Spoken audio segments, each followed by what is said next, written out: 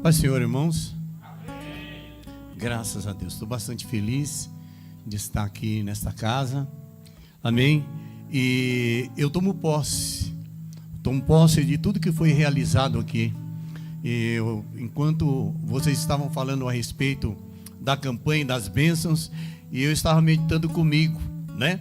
Sou o trabalhador da última hora, aquele que chega por último e recebe também. Logo após eu ter pensado isso, Deus testificou através da boca do pastor, dizendo exatamente isso, que mesmo aqueles que não participaram desta campanha, mas que hoje também receberiam o seu salário, porque o nosso mestre, ele é um mestre generoso. Então tomo posse de tudo aquilo que foi despejado aqui nesse lugar, porque eu tenho convicção absoluta de que a bênção de Deus está neste lugar. Então eu tenho certeza que desde o momento que coloquei a planta dos meus pés aqui, do alto da minha cabeça até a planta dos meus pés, por dentro e por fora, cada célula, cada molécula, cada partícula do meu ser recebe o poder de Deus que foi liberado nesta casa durante essas 12 semanas. E você também tome posse de tudo que foi liberado pelo nosso Deus. Amém. Queridos, eu meditei a respeito de uma palavra. Mesmo no meio do caminho eu tentei me desviar. Eu falei, olha, essa palavra ela é um pouco complexa, mas aquela palavra continuava dentro do meu coração. E eu decidi meditar, fazendo uma reflexão juntamente com vocês, de apenas um versículo que está no livro de Joel, no seu capítulo de número 2 e no seu versículo de número 25. Nós vamos iniciar por esse versículo, se vocês puderem acompanhar, amém. Esse versículo, quantos acharam, pode dizer amém? Estão procurando, né? Então nós vamos estar vamos estar falando a respeito desse versículo, que tem algo muito interessante. Enquanto eu estava ali sentado, eu pensei, eu creio que esse versículo, ele vai falar com cada um de nós nesta noite. A palavra de Deus é viva e eficaz. Capítulo 2 de Joel, versículo 25. É uma reflexão que nós vamos fazer, inclusive a respeito das nossas vidas, de tudo que nós temos passado na nossa trajetória de vida, porque passamos por situações, vivemos situações que muitas vezes ficam marcadas em nossas vidas, e toda vez que o nosso pensamento volta para esse lugar, nós sentimos, não é verdade? Olha o que está escrito aí em Joel capítulo 2 e versículo 25. E restituir-vos-ei os anos que foram consumidos pelo gafanhoto, e a locusta, e o pulgão, e a oruga, meu grande exército que enviei contra vós. Aqui é claro que Deus está falando do seu povo, a nação escolhida por Deus para representá-lo na terra, para trazer o seu conhecimento a toda a terra, o povo hebreu, aonde que receberam os mandamentos. Mas como eu e você sabemos, nós que temos uma cultura cristã, então nós vemos que o povo de Israel nem sempre foi aquele povo obediente. Israel sempre é inconstante. Uma hora Israel estava ali louvando, adorando, glorificando, vencendo batalhas, e outra hora Israel estava na desobediência. E Deus então, ele constantemente estava ali corrigindo. E a palavra vai dizer que Deus, Ele corrige aquele que Ele ama. E Deus também, em situações, mostrava o seu grande amor corrigindo Israel. Às vezes de forma dura, às vezes de forma realmente triste, né? Porque quantas vezes Israel é levado para o cativeiro.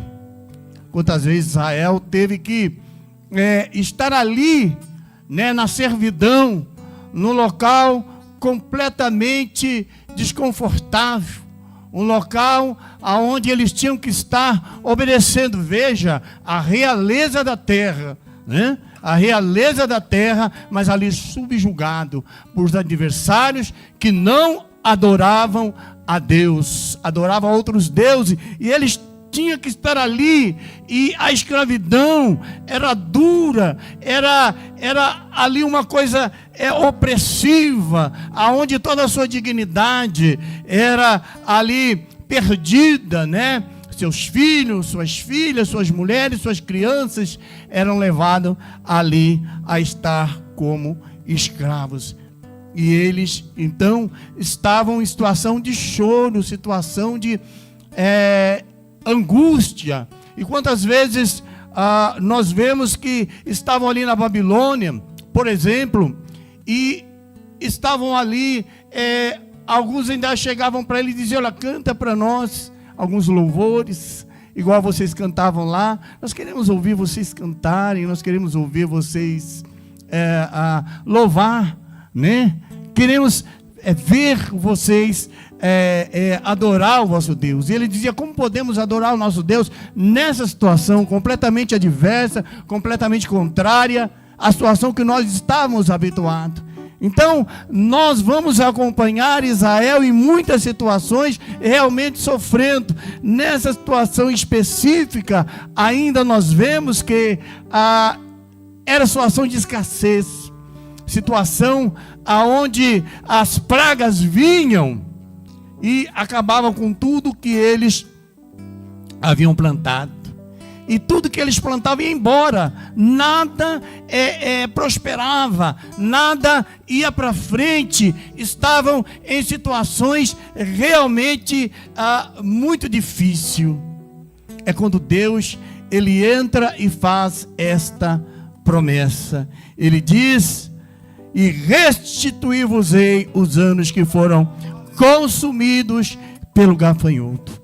Mas antes, no versículo de número 12 deste mesmo capítulo 2, ainda o Senhor, Ele diz: eu vou fazer. Mas olha, presta atenção: ainda assim, agora mesmo diz o Senhor, convertei-vos a mim de todo o vosso coração, e isso com jejuns e com choro e com pranto. E rasgai o vosso coração e não as vossas vestes, e convertei-vos ao Senhor vosso Deus, porque Ele é misericordioso e compassivo, tardio em irar-se, e grande em beneficência, e se arrepende do mal. Quem sabe se voltará e se arrependerá, e deixará após si uma bênção em oferta de manjar e liberação para o Senhor vosso Deus. Tocai a buzina em Sião, santificai um jejum, proclamai um dia de proibição, congregai o povo, santificai a congregação, ajuntai os anciãos, congregai os filhinhos que mamam, sai o noivo da sua recâmara e a sua noiva do seu tálamo. Chorem os sacerdotes, ministros do Senhor, entre o alpendre e o altar, e diga: poupa o teu povo, Senhor, e não entregues a tua herança ao pobre, para que as nações façam escárnio dele. Porque diriam entre os povos: onde está o seu Deus? Então, ali Deus fez a promessa, mas ele também requeria algo. E quando eu estava lendo essa palavra, meditando sobre essa palavra, eu voltei à trajetória da minha vida, porque temos já algumas décadas de vida, E aí comecei a pensar sobre as perdas que tive. Muitas vezes perdemos por falta de experiência, outras vezes perdemos por falta de conhecimento, e outras vezes perdemos por falta de obediência. Então entramos em situações, em vales, aonde nós realmente ficamos com aquelas marcas dentro de nós. Quantos de nós, muitas vezes, nossas casas, não sentamos e pensamos, se eu não tivesse perdido aquela oportunidade, se eu tivesse ouvido aquela voz, se eu tivesse me esforçado mais, se eu tivesse respeitado dentro do meu relacionamento, se eu tivesse me esforçado mais, se eu não perdesse a oportunidade daquela escola, ou daquela universidade, ou daquele trabalho, se eu não tivesse jogado fora. E aí nós começamos a pensar a respeito de perdas. E é verdade, irmão, que muitas vezes a gente pensa que esqueceu, pensa que aquilo se foi, mas principalmente numa época como essa que nós estamos passando, começamos a fazer uma reflexão e nós vamos justamente naquelas perdas, principalmente nós que já temos uma certa idade. E bem-aventurados são os jovens que estão aqui, porque não precisam passar por muitas coisas que nós, mais velhos, mais maduros, passamos. Os jovens não precisam, porque eles têm um espelho agora. Eles têm uma palavra agora. Eles têm uma direção agora. Não precisam passar. Mas nós que já temos uma certa caminhada, nós olhamos e realmente sentamos muitas vezes ali e amargamos. Se eu tivesse aproveitado, se eu pudesse fazer diferente, se eu pudesse voltar no tempo. Quantas vezes eu mesmo disse isso para mim: se eu pudesse voltar no tempo, faria tudo diferente.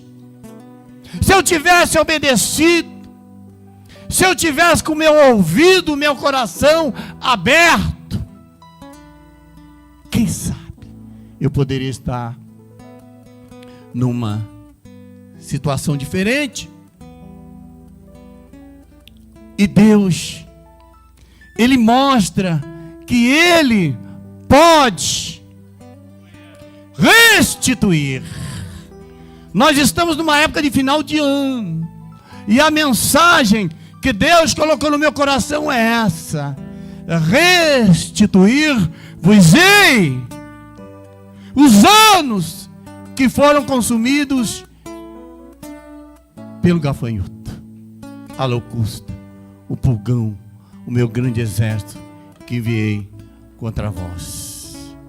Nós vemos na palavra de Deus situações aonde que a restituição foi feita.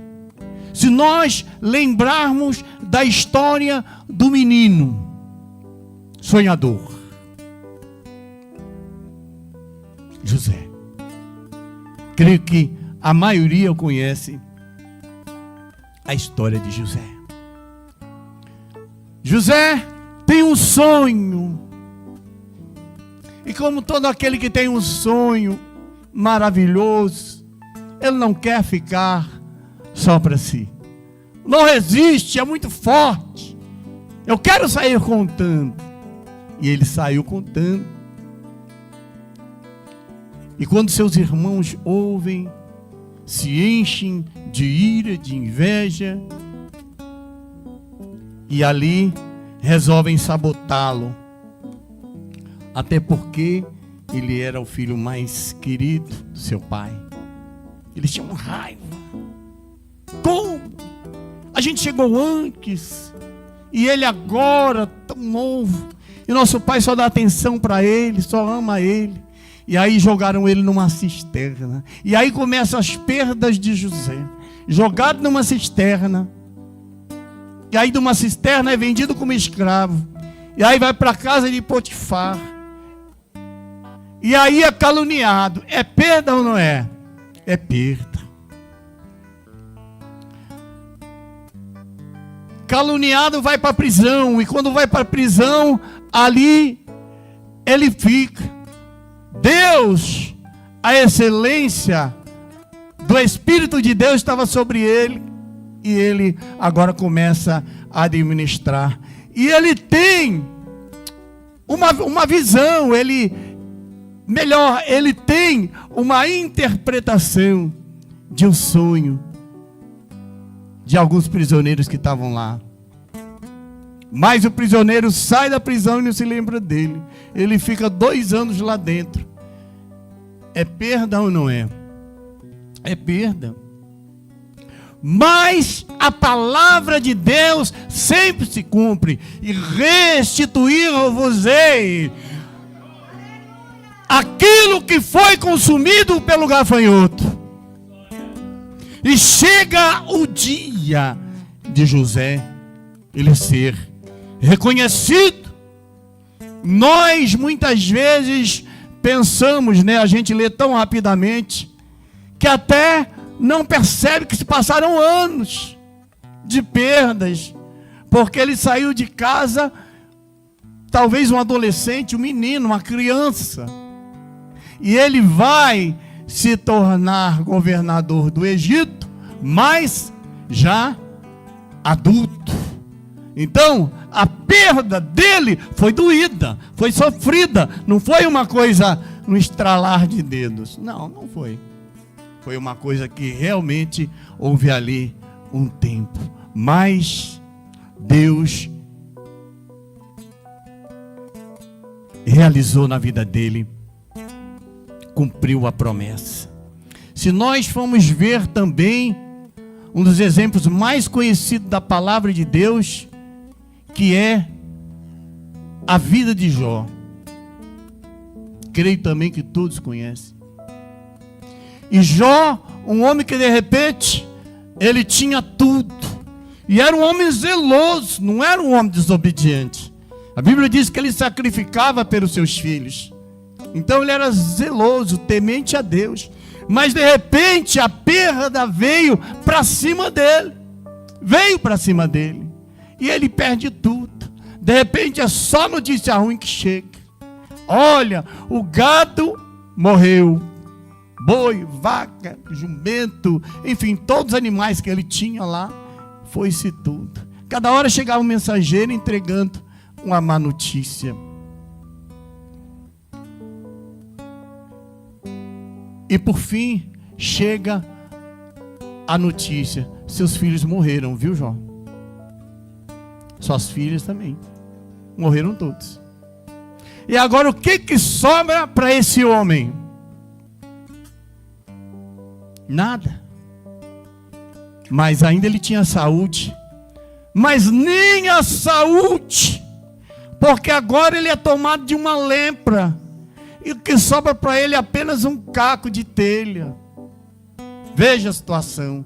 Nem a mulher dele ficou ao lado dele. Porque falou: olha, blasfema contra esse Deus e morre. Enfim, ele caiu numa situação miserável. E mesmo assim, ele não nega a Deus. Ele fica ali na perda, na prova. Ele tem ali aquela conversa com Deus. E finalmente Deus chega para ele e fala: olha, intercede. Intercede pelos seus amigos. Vamos colocar esses amigos entre aspas, né? Fosse antigamente ia dizer amigo da onça, né? Porque ali Deus fala: interceda pelos seus amigos. E eu vejo uma grande chave de vitória, interceda pelos seus amigos. Aí eu vejo, sabe o que? Perdão, a necessidade de liberar perdão. Na liberação de perdão, tem bênçãos sem medidas para mim e para você. Eu não quero carregar mágoa no meu coração, eu não quero carregar ressentimento no meu coração. Sai de mim, ressentimento. Sai de mim, mágoa. Eu não quero você. Você retém as minhas bênçãos. Libera, libera, libera. Joga isso para lá. E ali quando Jó ora pelos seus amigos, a palavra de Deus vai dizer que Deus muda o cativeiro de Jó. Ali a situação começa a ficar favorável para ele, porque ele começa a atrair para ele pessoas que começam a abençoar. Um traz um presente, outro traz outro presente, cada um traz um presente diferente. A Bíblia diz que o Jó, ele ficou mais rico do que ele era antes. Ali ele teve mais camelo, mais boi, mais gado. Ele teve ali uma riqueza tremenda. E a Bíblia diz que ele ainda teve filhos e filhas mais bonitos ainda. Olha que Deus maravilhoso. E ali, a Bíblia diz, e essa parte é a parte que eu mais gosto. Porque a Bíblia diz que Deus ainda deu mais 140 anos de vida para ele. Eita, como eu gosto dessa parte, viu? Porque quem é que não quer ter mais tempo de vida? Eu quero ter pelo menos mais uns 40 de vida para fazer a obra de Deus, né? Porque é muito bom e necessário, primordial, urgente fazer a obra de Deus. Deus restituiu na vida de Jó tudo aquilo que ele tinha perdido. E Deus vai restituir na sua vida tudo aquilo que você perdeu. Você crê? Você tem coragem, tem ousadia de desafiar a sua fé para crer naquilo que está na palavra de Deus? Tem essa coragem? Eu tenho essa coragem. Eu não quero nem saber. Eu só quero saber que Deus disse: eu vou restituir. Deus vai restituir. Cristo veio trazer para nós a restituição. Porque nós queremos uma vida agradável, uma vida de alegria com a nossa família, uma vida de finanças abençoadas, uma vida onde nós possamos andar na rua de cabeça erguida, sem dever nada para ninguém, andar todo altaneiro, andar realmente livre. Por que que nós queremos isso? Por que que nós queremos morar bem? Por que que nós queremos ter saúde? Por que que nós queremos prosperidade? Por que que nós queremos todas essas coisas? Nós queremos essas coisas por um simples motivo. Nós queremos ter dignidade. Dignidade, é isso que nós queremos. E é isso que Cristo veio trazer para mim e para você. Dignidade, andar na terra como filhos eleitos de Deus. Filhos eleitos de Deus, andar com dignidade. E é isso que Deus tem para mim, e é isso que Deus tem para você. E restituir-vos-ei os anos que foram consumidos pelo gafanhoto, a locusta, o pulgão, a oruga, meu grande exército que enviei contra vós.